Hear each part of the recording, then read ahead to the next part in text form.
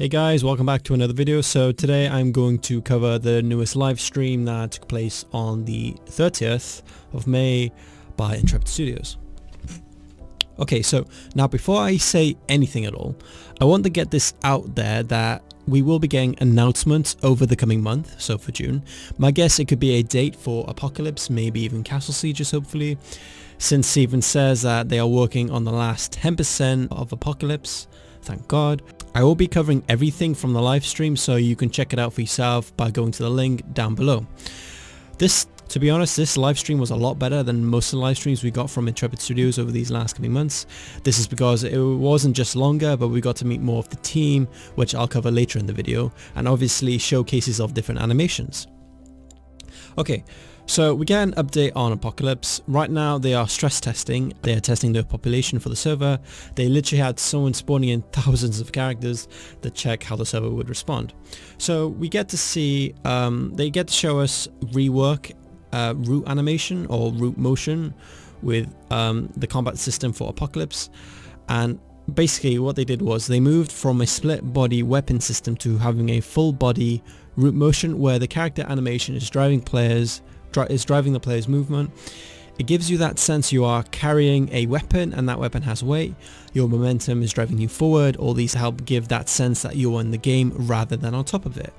You can see that there is new animation with impact effects and camera shake. This highlights the fact that you are making contact with the other player. Comparing this to the previous combat system in Apocalypse, you can see they've definitely come a long way, as the previous combat system felt a bit floaty. It's a lot cleaner and smoother. You really feel you are like tooth and nail into actual combat. It looks visually stunning as well. The team size and design has doubled. The design team is also working on objective gameplay that is going to be present in Castle Sieges and the MMORPG. Having those systems work with proximity players, being able to channel on the Castle Siege relic, etc. Most of this is modular, they say. They are basically getting their toolbox set to apply them to various things.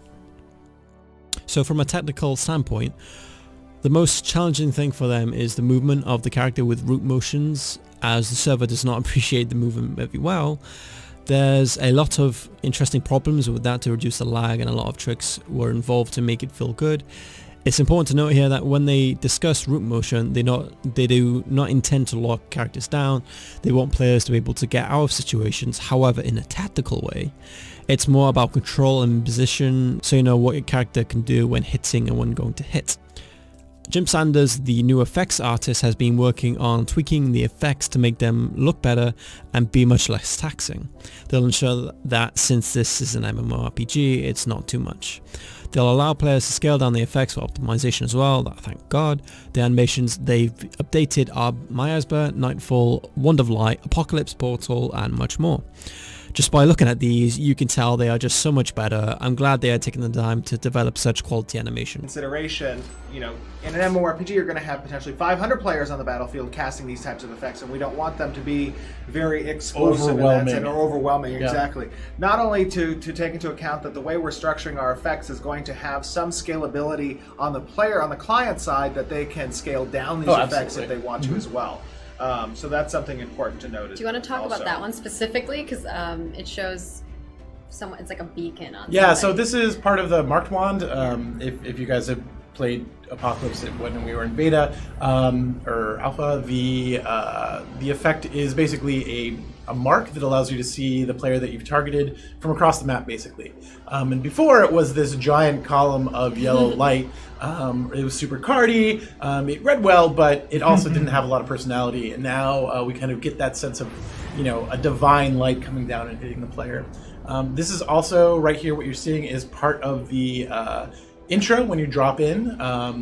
We know that our previous effects there weren't quite up to par, and this is Jim's first pass of kind of cleaning that up and making this whole experience tell a story, as opposed to just being this giant portal that you're kind of sort of falling out of. And this is, you're actually coming through the portal. So when we get later into the stream, we meet Michael Bacon, who is the lead environment artist, or in this case, the lead environment dude. Oh, that was hilarious. He goes on to say that an environment team is working on 3 fronts: the Apocalypse, sieges, and then MMO itself. Lots of refinements are being done. Recently they did an erosion pass to add new detail to a lot of things.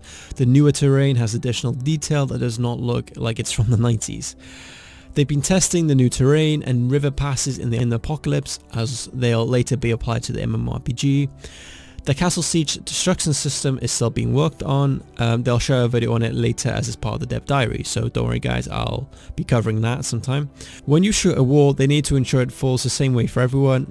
Now you can see an ocean/beach shaders being drawn. You can see wind through the grass. Since all of this is done in Unreal Engine 4, you will not need a supercomputer in this to run it. The new grass looks better and performs better than the old grass. For example, building an MMORPG from scratch lets them make all these great things. It helps them ensure that these things are constantly worked on as you move through each stage. Bacon's favorite thing so far is the destruction mechanic. With over 9 cultural influences in architecture, there's a lot of different types of buildings that are created to ensure they can create a visually stunning MMORPG. Ensuring that the transition between village assets and city assets is difficult to maintain. The concept artists also have to ensure that it looks the same. Runs through it, kind of like a big kind of wind wave that's blowing through it.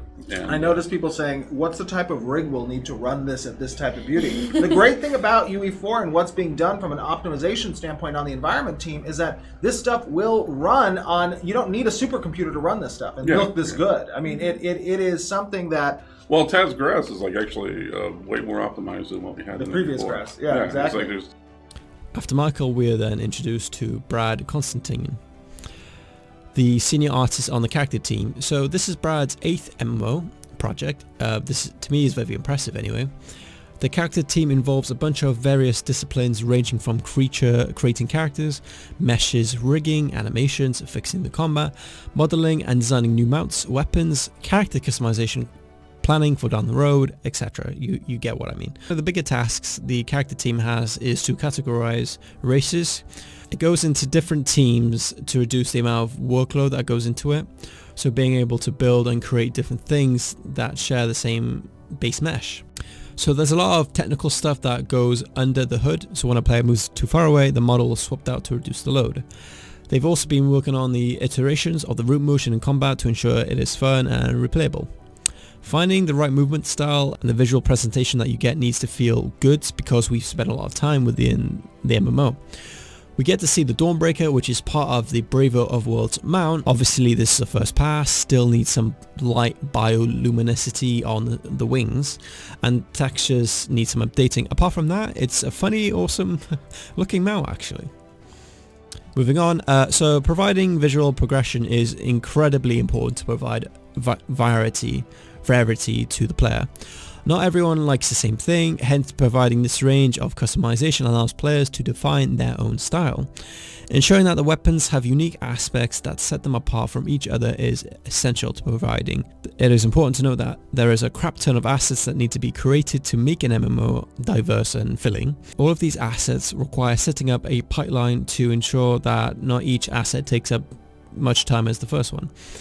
It helps them cut down on the time and get newer assets done in a much shorter time frame. So as Carson and the team works on this list, the time taken to create them gets shorter. They use 2 different 3D programs, Motion Builder by Autodesk. This is used for formation, capture data, and has a keyframe animation tool suite.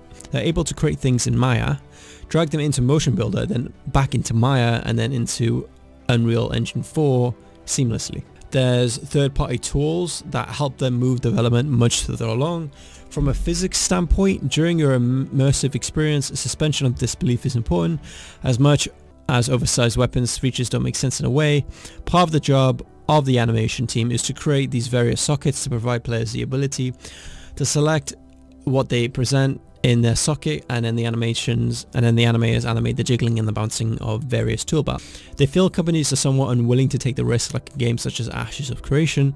Passion is needed to fuel the devs to complete the project. Okay, so what are my thoughts on the stream? Obviously they showed us the backpack at the end of the live stream, like they did in the dev diary, which I covered. They gave us more of a deep dive into it, how they do it, how they create it, how they animate it, who does what, who gets what job, and how they're expected to do it. Obviously, again, these are most of the major bits. They also talk about the referral system and that type of stuff in the actual live stream. The live stream is definitely over an hour and a half, so Yeah, it's quite a long one, guys. So, but if you wanted to take the time, obviously just head to the link down below and just watch it yourself and see what you think. Okay guys, that was the video. Thanks for watching and I hope you enjoyed it. If you did, make sure to hit that like button down below. Also make sure to subscribe and hit the notification bell for future uploads on the channel.